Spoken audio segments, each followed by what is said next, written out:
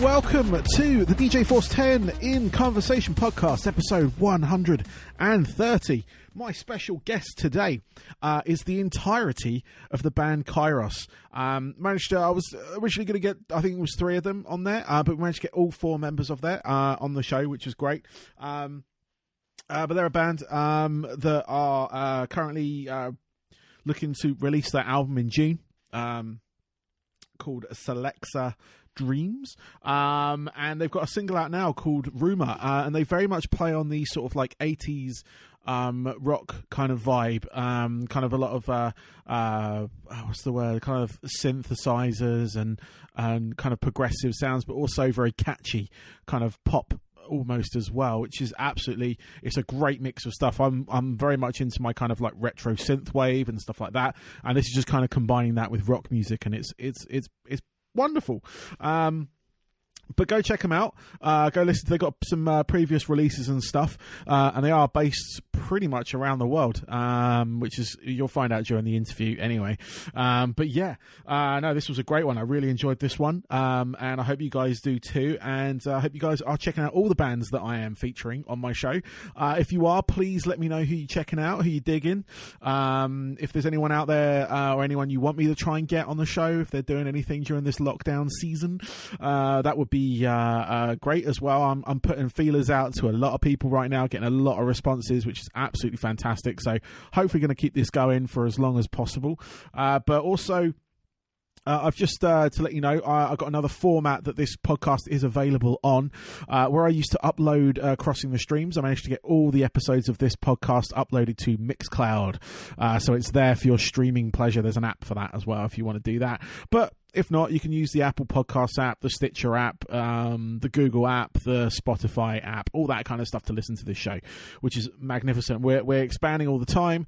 Hopefully there's going to be 2 more formats, 2 more big platforms that I'm waiting for okays from on that front. And yeah, we're going to get some more exposure across those. And wherever you're listening to this, please leave a review, and I'll give you a shout out on the show. If you know, leave a worded review, that is, so I can actually read what you told or what you said about the show, and I'll put it out on the show. And if you're not in the mood for leaving words, just leave a rating. Ratings are great. Ratings do a lot for the show. Helps bands like Kyros right here, helps bands like Chemists, like Therafosa, Jim Davis, Royals, Reawaken, Allfather, all these bands I've had on recently. There's loads more others. I'm sorry I didn't mention all of them, but there are loads of bands on here that need exposure, especially times like this when, you know, you've got the time to kind of go out and seek new bands and stuff like that. But like I said, let us know who you're checking out. Love to hear about it. I'm on all the socials at DJ Force X. But yeah, check it all out on there. But enough of me rambling on. As always, I'm going to leave you in the capable hands of myself and Kyros. Enjoy.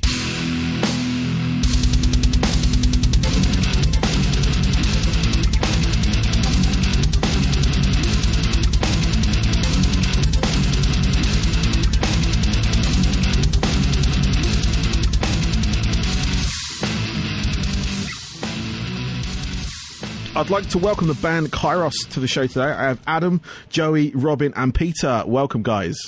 Hello. Hi. What's up? Hello. How are you all doing today? All good. Yeah, all good. Yeah, all fine. Yeah. Just woke up. Oh, really?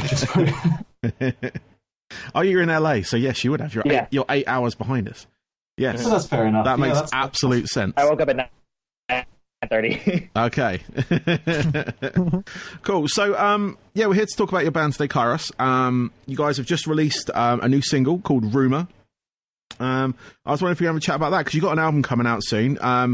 If I pronounce this right as well, I should have asked you. Is it Selexa Dreams? Selexa Dreams. Yes. Where did I get that I from? No idea. I've just corrected it on my notes. So Selexa Dreams. But you've released the first single, which is Rumours. So would you mind just talking to us about that? What that one's about and stuff? Yeah. Who wants to take this one? You wrote the lyrics. Yeah, Okay. I think Adam probably knows the most about this. So, All right. By far, it's definitely the poppiest track that we've put out, and we really wanted to push the boundaries of that kind of pop sound, which we previously explored on a track that we released on our previous album, Vox Humana, the track called Cloudburst, which explored some of that kind of synth pop sound, but we knew it was time to go further and see just how far we could push it, and we ended up with Rumour, and it's definitely, in terms of acts and bands that inspired the writing of that, there's a lot of Churches and Two-Door Cinema Club and a lot of 80s bands that I am completely infatuated with, like specifically bands that went through an 80s keyboard phase, like Rush and Genesis. Yes. And all of that. But yeah, I mean, in terms of the lyrics, it's how do I explain this? It's about a guy who is willing to compromise on his own sanity and dignity to get with a girl. Okay. And he's willing to go as far as just whatever it takes. And he finds himself in increasingly compromising situations, but he does whatever it takes, and it's just a matter of how far is anyone really willing to push themselves for someone else. Okay, cool. No, it's a solid track. You guys at your press company sent it to me, and I really enjoy it. I grew up in the 80s. I was born in 1980, so I know what that, the music was like then, because my house was full of it. And I'm still a vinyl head now, so I've got a lot of that 80s stuff on vinyl. And I've had the great pleasure of interviewing people like Midjaw and stuff like that, wow. People who were pivotal in that time.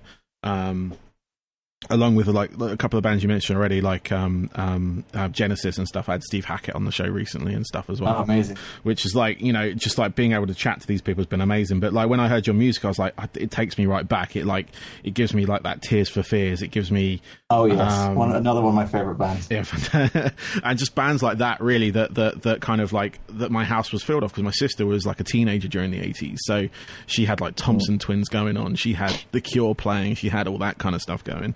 Wow. And it really did take me back to that, and I just say I really liked it, and I look forward to the album. I just wanted to sort of expand on well, we've already sort of talked about influences and stuff, but individually as a band, because obviously you wrote all the lyrics yourself and all that kind of stuff, and it sort of sounds like that sort of sound comes from you. But what about the rest of you guys? Where do your sort of influences lie? Oh, I mean, for me, as the drummer, I kind of get a lot of influences from all kinds of people, really. I mean, recently, for this song in particular, actually, the drummer from 1975, George Daniel, was a very big influence on me. You can kind of hear that in the chorus, I think.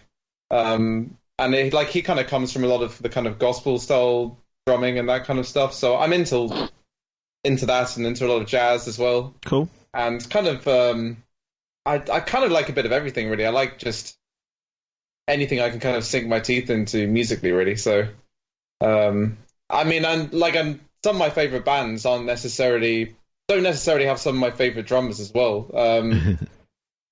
But it's just kind of, I just like to have a wide variety of things, really. Yeah, cool. Joey Frevolo? Let's see.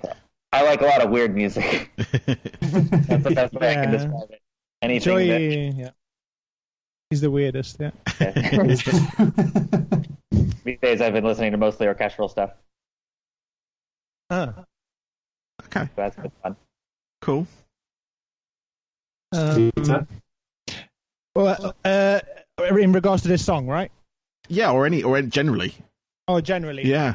I think I'm the most metal in the band. We're all a bit, you get the most. Adam is the poppy one. Robin is the more broad one. Joy is the mental one, and I'm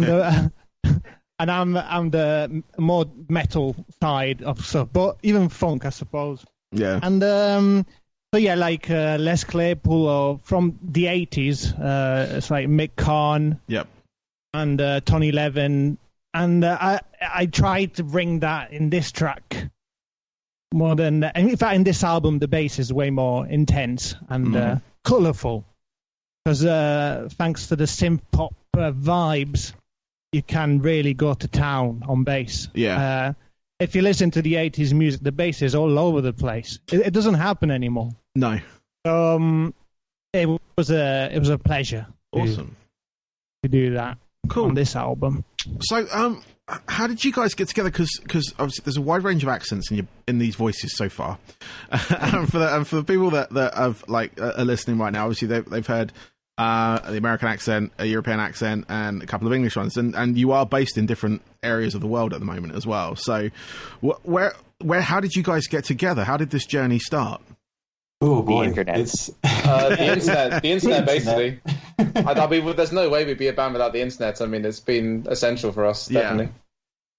Yeah. It originally started out as just a solo studio project of mine way back in 2012. And I always knew from the beginning that I wanted to evolve it into a band. And off the back of the first album, once that was recorded, I went out onto the wide world of the World Wide Web and tried to find the rest of the band. I met Robin via an online forum. Internet forum, yeah. Quite a nerdy thing to say. Yeah, but... super nerdy. And met Peter, the bassist from, or via the engineer of the first album. Joey, Joey joined the band a little bit later on after the original guitarist left the band. So the original guitarist, again, I met through the engineer of the first album, but he was only around for a short while, more as a temporary measure. Well, at least at the time, it was kind of, we weren't sure how permanent he would be, but eventually we put out a request video online for people to send in auditions, and Joey sent in an audition video playing the long track on our first album, which is 22 minutes long. Ooh. Nice. And he sent it in note for note, and we were like, okay, this is the guy. Oh, but hold on, he's based in America. Is this going to be a problem? No. Turns out it wasn't. That's crazy. Crazy. But the world is a small place. So, yeah, the internet makes the world a smaller place. For sure. Cool. So how does that, when you sort of come to book shows and tours and stuff, what are the logistics like for that sort of thing? It can be a bit of a nightmare. We just have to plan well in advance. And the thing is when we were putting together 2 shows earlier this year, one of those shows had been in the pipeline for almost a year and a half, and the other show had been planned for a good 4 months or so, 3 or 4 months. So it was very much, such a kicker when the pandemic was really taking off to the point where shows were cancelling left, right, and centre, and we had to pull our shows because at that point we had already secured Joey's work visa and flights were booked, and just yeah. Yeah, man, it was a night. Yeah, not good. No, that sucks. It's this whole pandemic has thrown a massive wrench into everything. So, but it's been quite good from my point of view because all you guys are at home. So, yeah. I've been sending out interviews every day on my podcast feed and stuff like that, and giving bands something to kind of give them something to push if they haven't got anything to push, kind of thing. So, it's been quite cool. To be fair, I've managed to speak to a whole bunch of people, including you guys, which is great.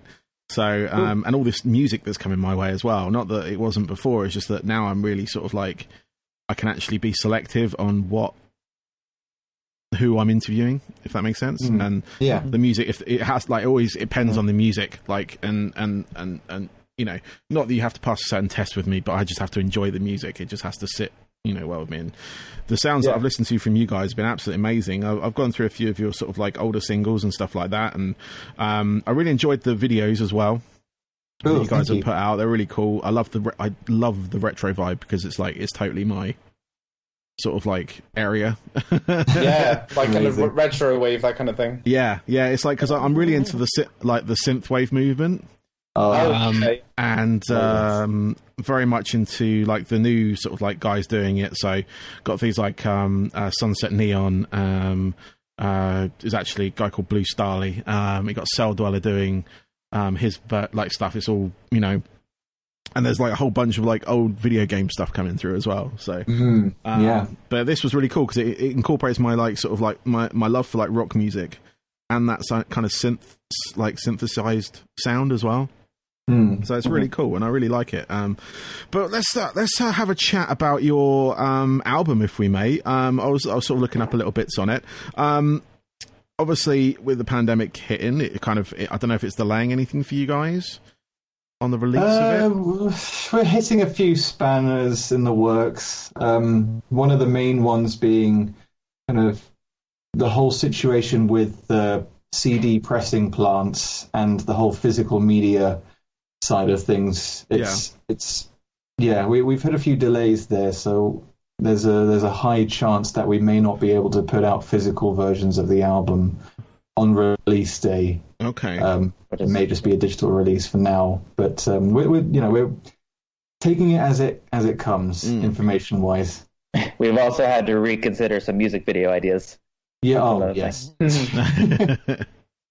Yeah. 2 of the music videos that were originally planned were supposed to have the whole band in the videos. Yeah. And of course, with Joey being in the States, this would have to have been filmed when those 2 gigs were happening earlier this year. Which of course didn't happen, and Joey didn't come over, so therefore we couldn't get together. So entirely, we had to entirely rethink those 2 videos. Yeah. But I mean, like we can do that. I think we've been really lucky to who we're working with. We can kind of adapt, and I think it's actually. I mean, we've got another music video coming out pretty soon, and I'm thrilled with how it's turned out. So cool, excellent. So with the album itself, I read that sort of like the songs sort of revolve around sort of some like short stories and things like that. I was just sort of curious as to like how that's like forming together as like a sort of like concept on the album. I don't know if you can like sort of like delve into it about too much without spoiling it for anyone, but what can we sort of expect from it? It's I would say it's the most personal album, at least for me. Like, I wrote most of the lyrics on the album, but there's contributions from Joey as well, and from a former member, Sam. And it's just. It's one of those things where I felt like it got to the point where I was able to delve into the area of mental health and talking about that side of things. And I think separating it into short stories but with an overarching concept was a good way to go. So, for example, with Rumour, it's taking the idea of desperation to a whole new level. It's just exaggerating the idea of being desperate enough that you just want human companionship.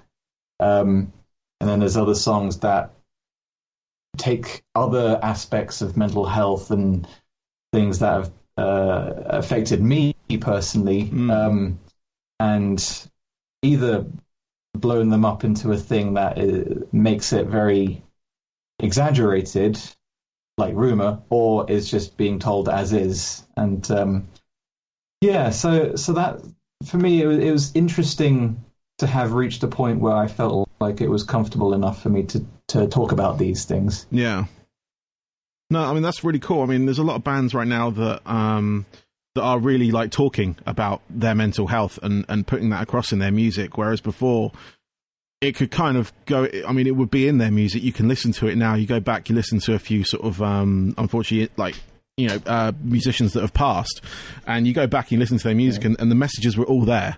And it took them sort of like losing their battle with mental health to actually, to realise that to a certain degree, because they weren't actively talking about it. And that's what I love about like a lot of the bands like you guys these days are actually open to talking about it and saying that this is something that does affect me.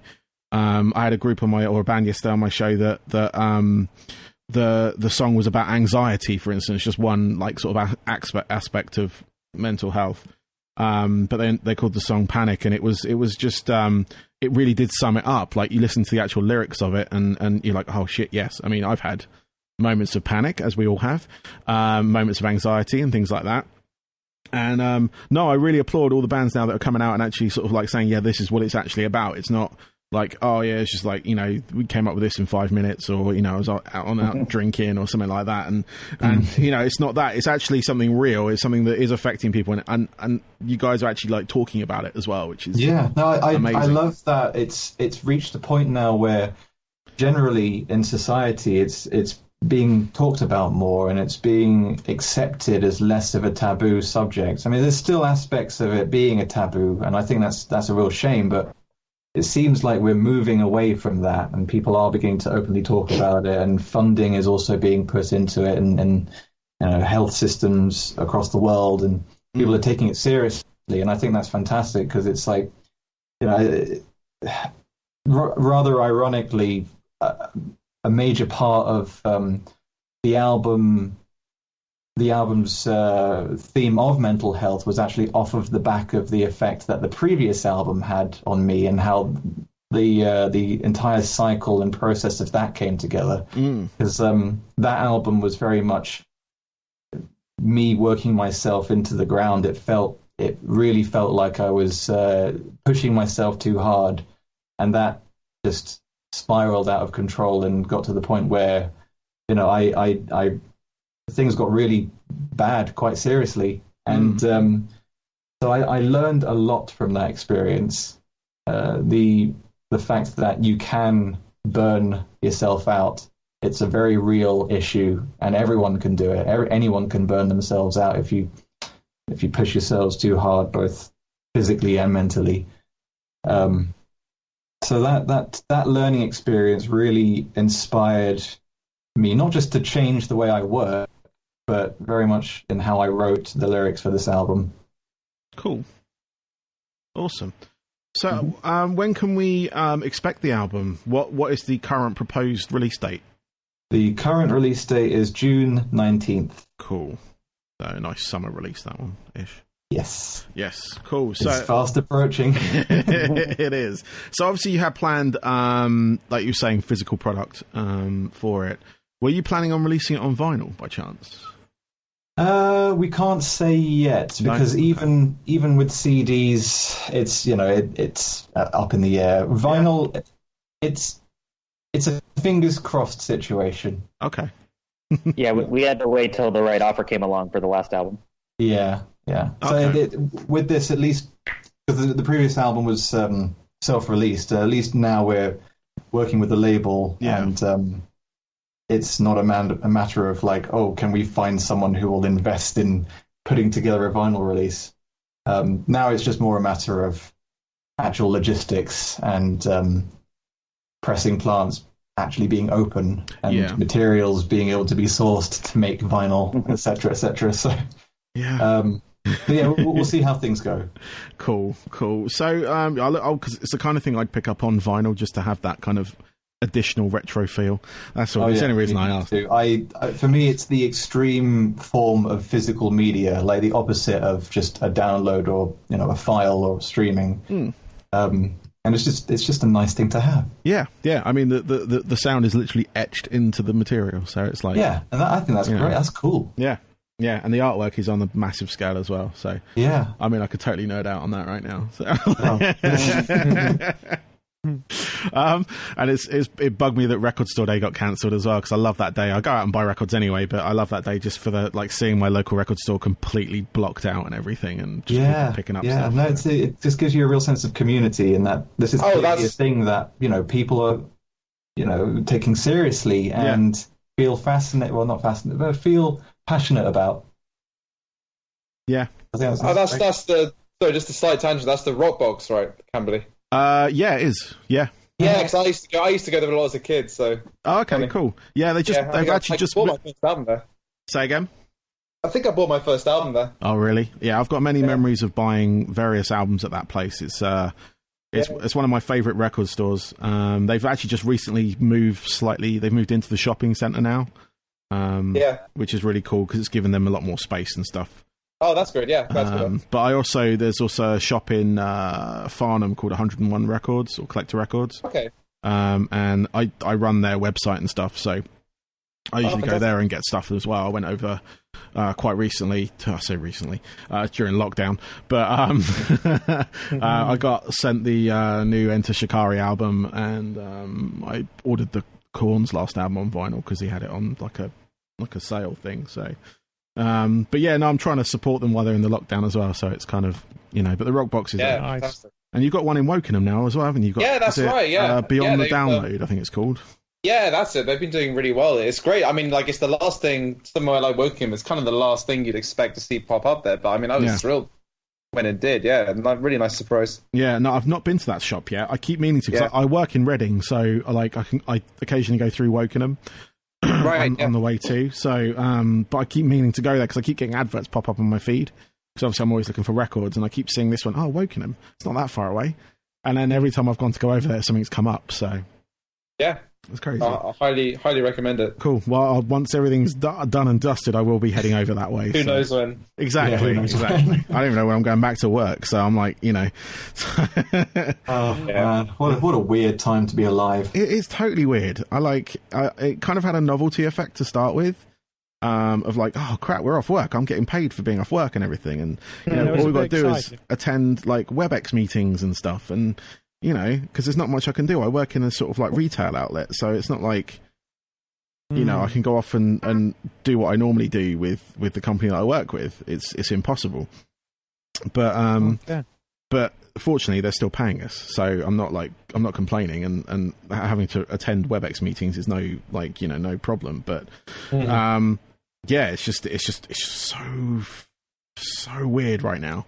The thing is that for me, it almost feels like nothing has changed for me, because I'm in a rather fortunate position where I either work from home or I work at the recording studio down the road. So what I do as my day job is I'm a recording and mixing engineer. Oh, okay, cool.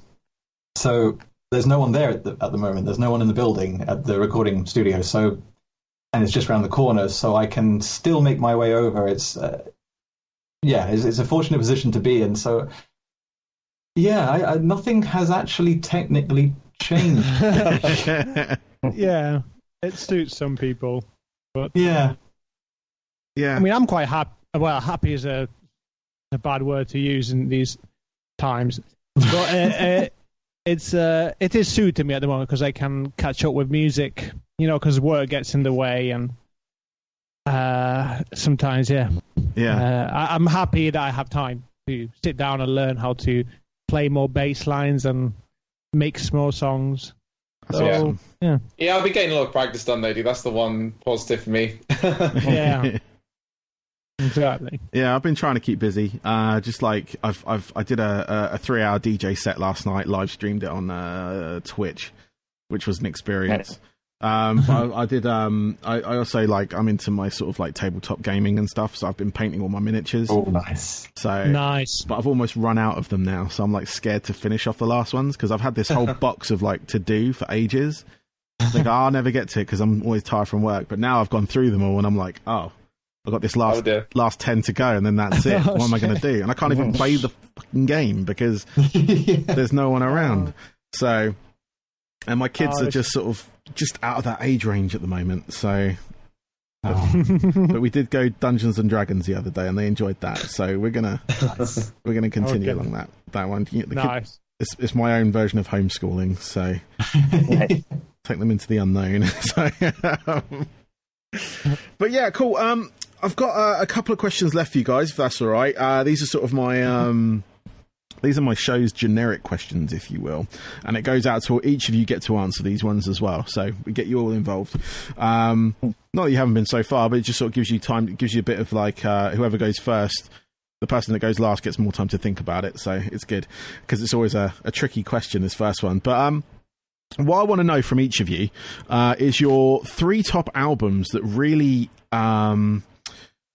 they're like that influenced you into the musician that you are today. So the ones that made you pick up that instrument, the ones that made you want to sing, the ones that, those pivotal ones. They don't have to be like the best album by the particular band. It's just like, I listened to this and this made me want to do this. And I just want to get those 3 albums from each of you, if that's all right. So if you guys want to, oh boy, I know it's a big question. Okay. Who wants to go first? Okay. Go ahead. I can go. All right, go on, Peter. Go for it, Peter. Okay. The first album that made me go, "What is music?" is this is amazing. And the bass is great. Is Eminem, Marshall Mathers EP. Oh, that's nice. a great album. Yeah. Yeah. I listened to that and I was blown away, man. That bass. Yeah. It was the first time I listened to hip hop anyway. But after that, it was System of a Down. I saw him on TV and I was like, this is exactly what I was dreaming for. And that made me become a musician. Nice. And then it would have to be Catch 33 by Miss Sugar. I think it's an amazing album. Explores polyrhythms and it just, it changed my way of doing things. That's I mean, that's quite a selection there, actually, like, looking at it. Because obviously, like I say, with Miss Sugar, they're just, like, polyrhythms all over the place. You know, time signatures jumping around and all that kind of stuff. And then you got System of a Down, which kind of bridge that gap into the sort of, like, commercial side of that side of things. Because they're always, like, quite random, quite... they've got, like, a very different style to a lot of bands. And then you got Eminem, which, like... Eminem started the rebel... nature in me, wanting to listen to something different than what my parents were doing. Like, where are you from, man? Was it Italy? I think you guys said it was. That's right. Yeah, that's right. What part of Italy are you from? Parma. Okay. Parmesan cheese. Yeah, yeah. No, I've got a few friends that are Italian, so I'm just like always interested because it's like they're very they're all very much into their music, and they're all very much into the sort of like very technical side of things as well, which is quite interesting. They're very passionate on what they talk about when it comes to music. And I work with a guy called Francesco, and he's very, very, very technical. Like, he'll go into the sort of like, well, just the technical nature of music, like on the electronic side and everything. I always find it interesting because I find that very common with Italians. It is surprisingly common. Yeah, you're very passionate about the detail, and it's great. I love it. Yeah. Thanks. Awesome. Thank you, Peter. Who's up next? I'm having a tough time narrowing down. Okay, no, I think I can go next. Go for it.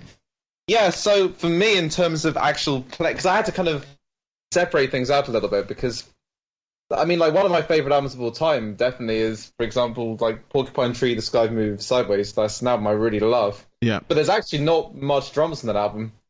Like, in terms of like influence, what's really influenced my playing, I don't know if it's necessarily like my actual favorite albums. I mean, I love the music on that album, but I don't know if it influenced me much as a drummer, just because a lot of that's just programmed. I mean, I suppose like programmed drumming kind of did influence me in a way, but I think for me in terms of playing, it's more live albums. Yeah. I think they've kind of had more of an impact on me as an actual like musician. So for me, I mean, my first influence ever to play drums was Pink Floyd's Nick Mason. Nice. So probably, like, I think I remember seeing him as a very young kid on Pink Floyd Live in Pompeii. I think that might be the first kind of inspiration to play drums, possibly. Nice. And they've just put that on YouTube for 24 hours. Oh, really? Yeah. So I'll check that out, yeah. I literally just got the email, so if you're interested, go. Oh, yeah, okay. I might have a look at that, yeah. Yeah, cool. And another live album which really... I think I'm just going to stick to live albums. Yeah, here, go for it. No, this is good. So then another live album, sort of also in the kind of progressive rock genre, Arriving Somewhere by Porcupine Tree. That was the album that introduced me to the drummer Gavin Harrison. Yep. He's been a big influence on my playing, I think, over the years as well. Like, he's an unbelievable player just on every level, just like so musical, incredible technique. Such a musically aware player, I think. And that's the album that introduced me to him. So nice. That was a big inspiration. And then recently, like I said earlier, I'm a big fan of 1975, and they released a live album a couple of years ago. I think it's called I've got it up here. It's a DH00278. I don't know why it's called that, but that looks like was live. That was live at the O2 Arena. Yeah, but that was live at the O2 Arena, and I was actually there at that gig. And yeah, like, if you just want a great example of just incredible pop drumming, I think that's a really good sort of choice. Nice. And yeah, he's been a massive influence on me as well. I think my I think my style's got kind of funkier since listening to him, which I like that. So Awesome. yeah, I think in terms of playing, for me, those 3 albums. No, that's great. I like that. That's good. Those 3 albums. Yeah. I mean, I've got the Live in Pompeii one, but the other 2 I'm going to check out as well. Yeah. So Okay. I do like a bit of Porcupine Tree. I don't think I've seen that live one. So Yeah, I really recommend it. It's fantastic. cool. Excellent. Thank you. So we've got left. Can I do it? Yeah, go for it, man. Can I do 5?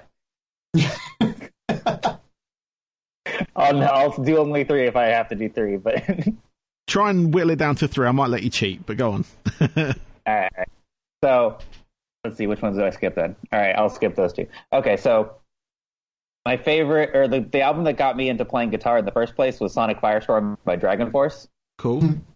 because I played one of their songs on a virtual Dance Dance Revolution game, Yep. and it absolutely destroyed my mind. I did not realize that stuff was possible on guitar. So yeah, that made me want to play lots of notes really fast. Cool. So then, probably the most influential album for me ever that changed, like I wouldn't be down this musical path in the first place, is Scenes from a Memory by Dream Theater. Cool.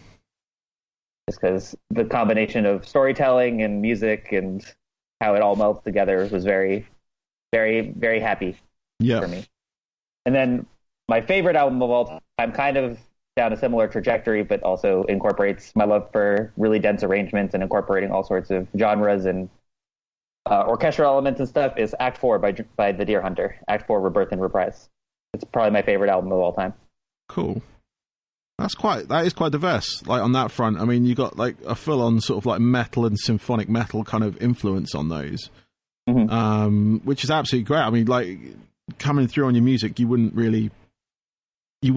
think to to really like to like put that into the sort of same sort of like sphere as it. But no, I mean, Dragon Force, I've seen those guys for it must be at least the past 20 years, sort of keep going, and I've been fortunate enough to share a stage with them in my previous like guise as a musician, and just watching them play and how how fast they are on that guitar thing, and then watching like just the little bits of like the sort of like sideshow stuff where they literally fret oil is poured onto their hands.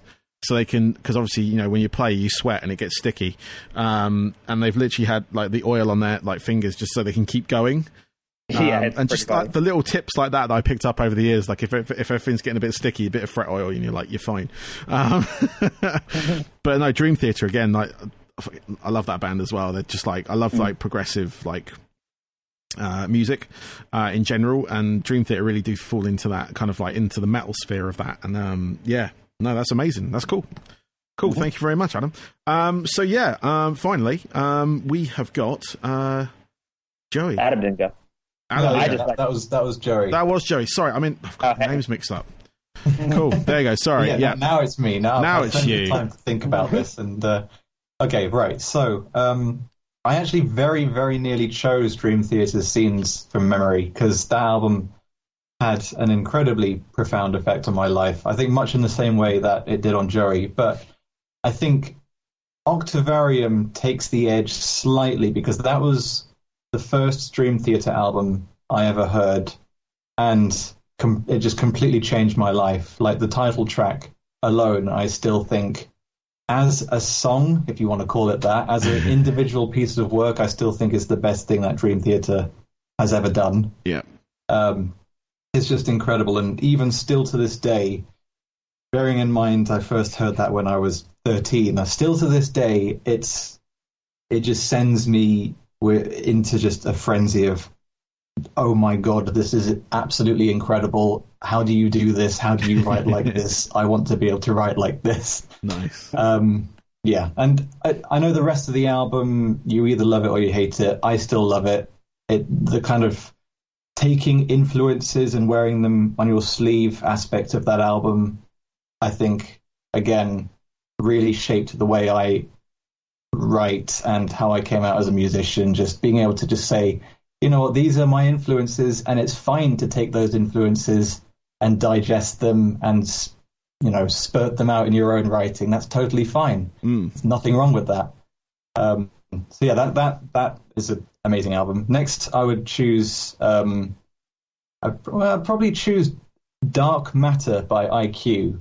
Oh. And I think in terms of IQ albums, this one is probably overlooked quite a lot. But for me, again, it just had a profound effect on me. It was the first IQ album I ever heard. The long track on that is a fantastic just experience from beginning to end, and the rest of the album, much in the same way as Octavarium, is just great. It's just I don't know what to say. I just love it. No, that's good. Taking that neo-prog thing and really expanding on it and modernizing it. Yeah. And yeah, fantastic stuff. And then finally, Power Windows by Rush. Ah, nice. Just completely defined how I ended up mixing and engineering, because I heard that album long before I became a mixing engineer, and even then I was like, this just sounds incredible. This sounds insanely good. There's so much clarity and everything sounds so crisp and clean, and to some people it's like, it's a little bit tinny, a little bit trebly, but for me that's like my gold standard. Yeah. I don't care what anyone says. I think that album sounds perfect. Yeah, no, that's a good album. I mean, I love Rush. I love loads of bands, to be honest with you, but Rush particularly, they kind of it's just one of those bands that kind of like came into the sort of like forefront and really pushed that progressive sound and made that kind of style accessible, if you will. Like they got the sort of like the coverage from it and all that kind of stuff. And I even took my DJ name from one of their songs, so it's just. What was it? My DJ name is DJ Force 10. Great! Yeah, I love that song. That's one of my favorites by them. Yeah, and I just like, just like I really love that name generally, and it just like I thought, you know what, I've had this DJ name now for like 25 years now, so I'm like, sometimes I put like a Roman numeral on the end just to make it like an X, but depending on where I'm DJing. But I DJ a lot of like rock clubs and stuff in the area, so I was just like, I needed a name, but no, it's just I love Rush, and good to represent a bit of Rush. Yeah, amazing band. Exactly. Cool. Well, my final question for you guys, again, it's one for each of you, and this one should be relatively straightforward, a bit more simple than the last one. But what are your hobbies away from music? So, what do you guys do when you're not writing or recording or anything like that? What are your sort of like getaways or hobbies generally? Mine, I definitely go through phases. And anyone who knows me knows how obsessed I get with a thing, and then I move on to another thing that I get obsessed with until I move on to the next thing beyond that. And for me right now, I'm obsessed with Animal Crossing. Nice. Nice. I've yet to sample the delights of that. My kid's got it on the 3DS. Get that island situated. But yeah. Oh, I just love it. It's just such a good getaway from everything in life. It's so wholesome, it's so positive and cute and just tidy, and I love it. It's just my life. Brilliant. Love it.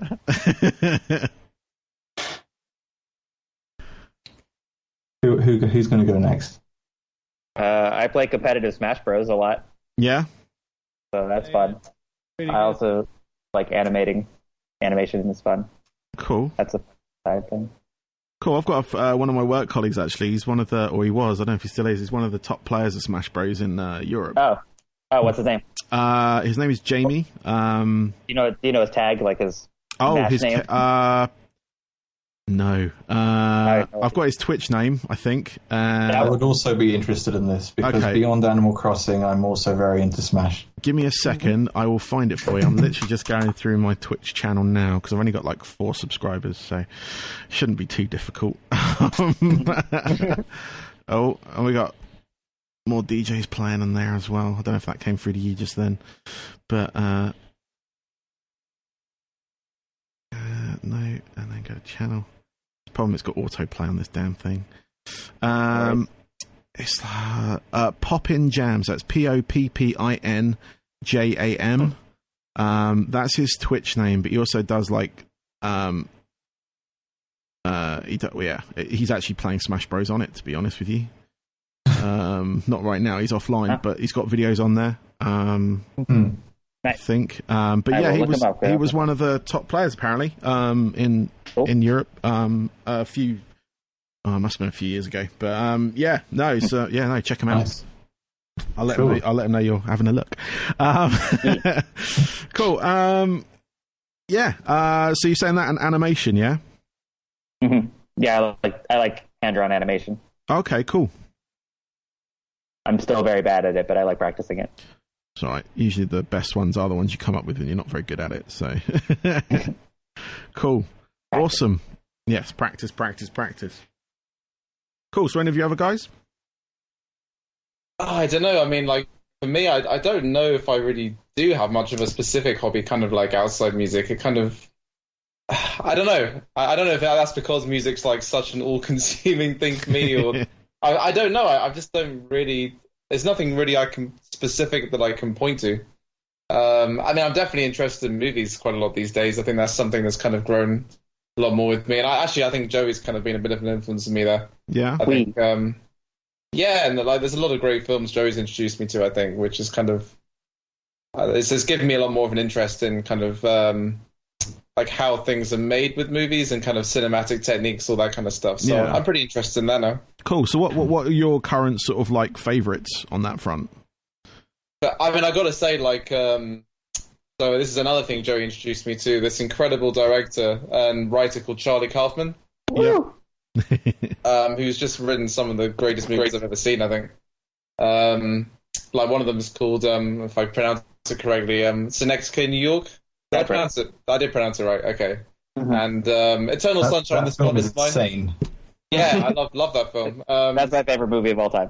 Yeah, Eternal Sunshine of the Spotless Mind. Cool. Yeah. Like that's probably his most well-known one, I think. Cool. Yeah, for sure.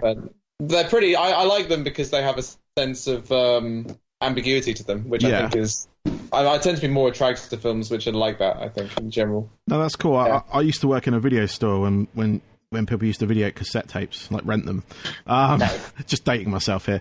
I've already done that earlier on, to be fair, saying I grew up in the 80s. You specifically dated yourself. Yeah. But I used to work in a video store, and I love movies, so all different types of movies, not just sort of like, I love the big sort of like dumb action movies, like Nicolas Cage movies, stuff like that. But I also they delve can be into a lot of fun too. They can be. And I also delve into the depths of the sort of more sort of like dramatic ones as well, and like the ones that are shot in various ways, because I've always loved that kind of cinematography side of things as well. So I think it's really interesting. Yeah, definitely.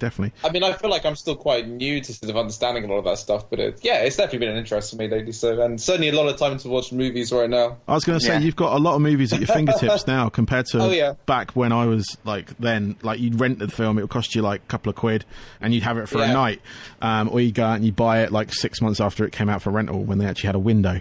Now you've got it on, you've got all the streaming services and everything, so you've kind of got like an entire collection. Like my DVD collection that I've got doesn't get touched anymore because everything's on Netflix or Amazon or whatever.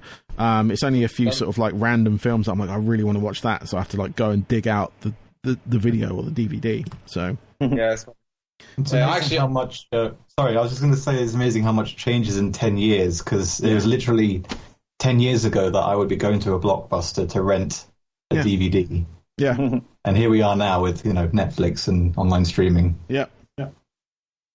Insane. It's crazy. Yeah. It's crazy. But there's plenty of time in the moment. I saw The Godfather for the first time the other day. Never seen that. Oh, wow. I love that film so much. This man.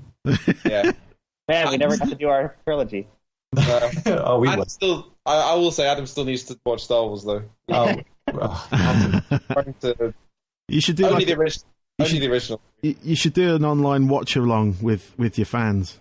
That would actually be. Oh my god, that'd actually be amazing. So you've got like a live reaction video as well. So that's not a bad idea, actually. I could be persuaded. I love this idea.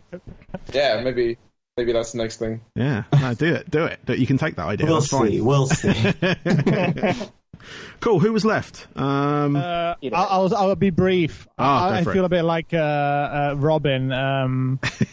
I literally wake up, say good morning to my girlfriend, record music or mix all day, have to cook dinner, chat to my girlfriend, otherwise you're ignoring her. Jesus. I jest. Oh no. And then then watch a film. Yeah, and there's so much good stuff on Netflix as well. I keep thinking, I'm gonna cancel it this month, and then something brilliant comes out. And, yeah. Series. I think series are great Cool. nowadays, and Ozark, Unorthodox, all those amazing things that come out on Netflix. Yeah. And Ozark. that's my day, pretty much. What about baking? I bake. I make some recipes. Ah. Yes, but I kind of have to because Jenny works still, and I have to cook her meals. Okay. Well, you could And I do, have to come up with some stuff. that's another thing you do. You do bake along. You know, you could do a bake along with your family. Well, the other day, actually, he did post something on Facebook that Yeah. Yeah, I kind of regret not putting some Kyros music in it. Maybe it would have been shameless promotion, but next time Yeah, use I'll it. put I some think Kyros. our music's a bit too dark for a baking video, I think. for the most part. Yeah, was it? It's Yeah. a bit too moody. Well, the new album should suit. Maybe the new one will. Well, guys, thank you very much for your time. I really do appreciate it. Sure thing. Good luck with your album in a couple of months, but I hope the Thank single you. treats you guys well, because I know it's been out for about a week now, isn't it? I yeah. think as Yeah. we're looking at it. As we're recording here. So by the time this comes out, it might be a couple of weeks after it's released, so it might come out next week, I think. But yeah, no, like I said, good luck with everything. Be well, because I know these times are tough.